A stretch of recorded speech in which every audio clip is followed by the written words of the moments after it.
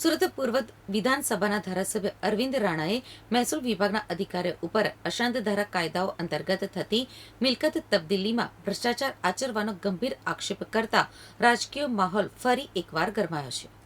સુરત પૂર્વના ધારાસભ્ય રાણાએ ગાંધીનગર જઈને મહેસૂલ વિભાગના અધિક મુખ્ય સચિવ ડોક્ટર જયંતિ રવિ સમક્ષ લેખિત ફરિયાદ કરી છે.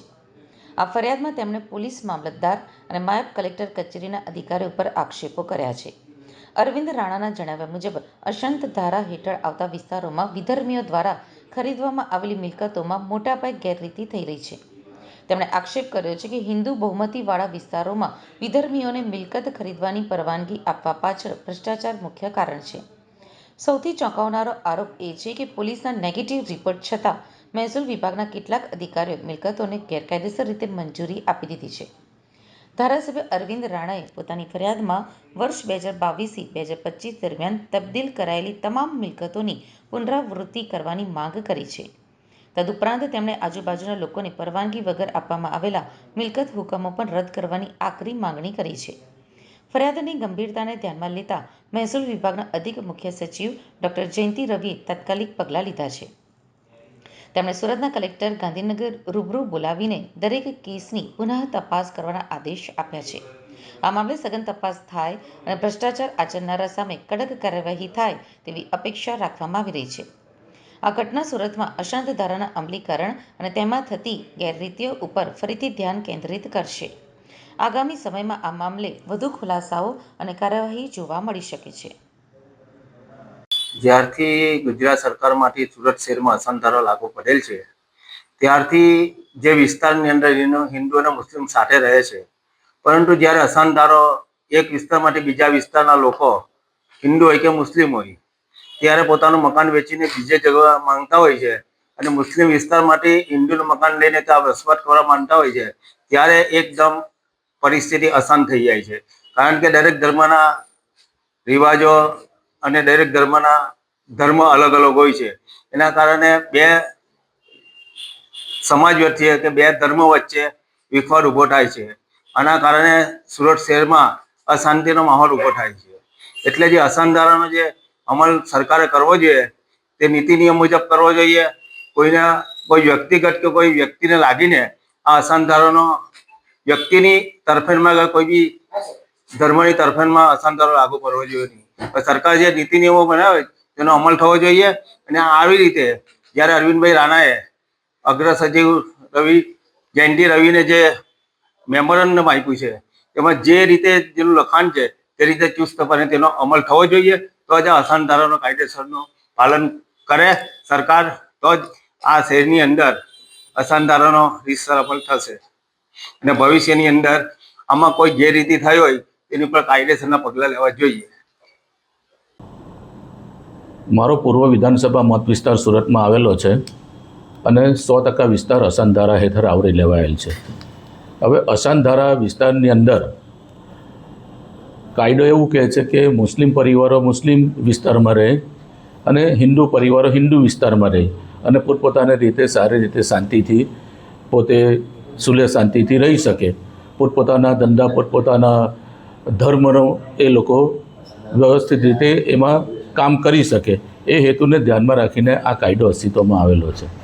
પરંતુ સુરત શહેરની અંદર હિન્દુ વિસ્તારમાં મુસ્લિમ પરિવારોને, મુસ્લિમ વિસ્તારમાં હિન્દુ પરિવારોને મિલકત તબદીલીના કેસમાં નાયબ કલેક્ટર સિટી પ્રાંત જે છે એને કોઈપણ જાતના સ્થાનિક લોકોને વિશ્વાસમાં લીધા વગર, આજુબાજુના લોકોને કે સામસામે રહેનારા લોકોને પણ વિશ્વાસમાં લીધા વગર અને પોલીસના નકારાત્મક અભિપ્રાય હોવા છતાં કેટલીક મિલકતોમાં હિન્દુ વિસ્તારમાં મુસ્લિમ પરિવારોને અને મુસ્લિમ વિસ્તારમાં હિન્દુ પરિવારોને મિલકત ટ્રાન્સફર કરવાની પરમિશન આપી છે. આ અંગે સુરતના કલેક્ટરશ્રીને પણ વારંવાર રજૂઆત કરી, સુરતના કલેક્ટરશ્રીની સંકલનમાં પણ વારંવાર રજૂઆત કરી, છતાં પણ નાયબ કલેક્ટરશ્રી દ્વારા મહેસૂલ વિભાગ દ્વારા આ એકતરફી આવી જે મંજૂરી આપવામાં આવે છે, તો એના માટે હવે એક જ રસ્તો અમારા માટે બચેલો છે ચૂંટાયેલા પ્રતિનિધિ માટે કે રાજ્ય સરકારના મુખ્ય અધિક સચિવ જયંતિ રવિ મેડમ જે છે મહેસૂલ ખાતાના, એમને આ તમામ કેસો લઈ જઈને મેં રજૂઆત કરી અને રજૂઆતના આધારે તેઓને પણ એવું લાગ્યું કે જો કાયદો અને વ્યવસ્થાની સ્થિતિ ખરાબ થતી હોય અને પોલીસનો અભિપ્રાય જો નેગેટિવ આવતો હોય તો નાયબ કલેક્ટરે આવા જે કંઈક નિર્ણયો કરેલા છે એ નિર્ણયમાં ફેરવિચારણા કરવી જોઈએ. અને મેં પણ 2022થી 2025 સુધીમાં આવી મિલકતો ટ્રાન્સફર થઈ હોય તો એ ટ્રાન્સફર થઈ છે એ ભ્રષ્ટાચાર યુક્ત થઈ છે એવા સ્પષ્ટ આક્ષેપ સાથે મેં જ્યારે રજૂઆત કરી છે ત્યારે એમને આ તમામ કેસોને રિવોક કરવા માટેની સંમતિ આપી છે અને એવી મને ખાતરી આપી છે. અચ્છા સાહેબ, આજુબાજુના લોકોની પરવાનગી વગર હુકમો કર્યા હોય તે રદ કરવાની પણ આખરી માંગ કરી છે. હા, તે તમામ કેસોને રિવોક કરવા માટેની એમને ખાતરી આપી છે. અને સદનસીબે તે વખતે ગાંધીનગરમાં સુરતના કલેક્ટર શ્રી હાજર હતા અને કલેક્ટર શ્રીને પણ બોલાવીને આ જે કંઈક મારી રજૂઆત છે એ રજૂઆતમાં તથ્ય હોવાનું એમને જણાવ્યું અને એમને કહ્યું છે કે આ તમામ જે કેસો છે એમાં ઉચ્ચ કક્ષાની ઇન્ક્વાયરી બેસાડીને આ તમામ કેસોને રિવોક કરવામાં આવે. અને આ ભ્રષ્ટાચાર કોને કોને કર્યા હોય, કઈ રીતના આક્ષેપ કરવામાં આરોપ કર્યો? આ જેને પણ આ પરવાનગી આપી છે એ પરવાનગી આપનાર જે કોઈ તત્વો છે એ આમાં ભ્રષ્ટાચારમાં સામેલ હોવાનું સ્પષ્ટપણે જણાઈ આવે છે. અને એમના વિરુદ્ધમાં કોઈ પગલાં લેવાની વાત કરી હોય? હા, તો આ રિવોક થશે, કેસો બધા રિવોક થશે, કેસોની ઇન્ક્વાયરી થશે. આજુબાજુના લોકોને જે છે તે લોકોની જ્યારે એ લોકોને સંમતિ કે ના સંમતિ લેવાશે ત્યારે જે હશે તે ખબર પડશે અને જે ખબર પડશે તેના તો એ અસાનદારો જે કાયદાનો લાગુ પડેલો જ છે ને, તો એને કડક રીતે એનો નિયમ લાગુ પડવો જોઈએ અને કડક રીતે એનો અમલ થવો જોઈએ. એનું કારણ છે કે અસાનધારા હેઠળ અલગ અલગ ધર્મના લોકો જો ભેગા થતા હોય ને તો બધા ધર્મના તહેવારો છે, ધાર્મિક ઉત્સવો છે અથવા તો પોતાના સામાજિક વ્યવહારો કરતા હોય છે, લગ્ન વિવાહ આ તે બધા, તો એ બધા એકબીજાના ધર્મના લોકોને માફક નથી આવતા હોતા અને તેવા સમયમાં કાયમ માટેના ઝઘડા અને કોમી રમખાણ ફરવાના કાયમ માટે ચાન્સ રહે છે. હવે જે અસાનધારો અત્યારે લાગુ પડેલો છે ને એ ખરેખર તો પેપરના પાણી જ છે એમ કહીએ તો ચાલે, કારણ કે એના માટે જે પાક્કી પરમિશન લેવી જોઈએ, કલેક્ટર છે, પોલીસ કમિશનર છે કે સ્થાનિક રહેવાસીઓ છે, એવી કોઈ પરમિશન લેવાતી હોવી જોઈએ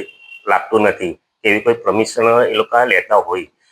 હવે આમાં ઘણી ખરી રીતે જોવા જઈએ તો બહુ મોટો ભ્રષ્ટાચાર થઈ રહ્યો એવું અમને લાગી રહ્યું છે. એટલે એના માટે જે અમારા સુરત પૂર્વના ધારાસભ્ય છે અરવિંદભાઈ રાણાએ જે સચિવને કહ્યું છે જયંતિ રવિજીને કે ભાઈ આના ઉપર તમે જે અગાઉ વેચાઈ ગયા છે અને મકાનો તેના ઉપર પણ તમે કાયદેસર રીતે તપાસ કરાવો અને એના ઉપર પણ કાયદેસરના પગલાં લો.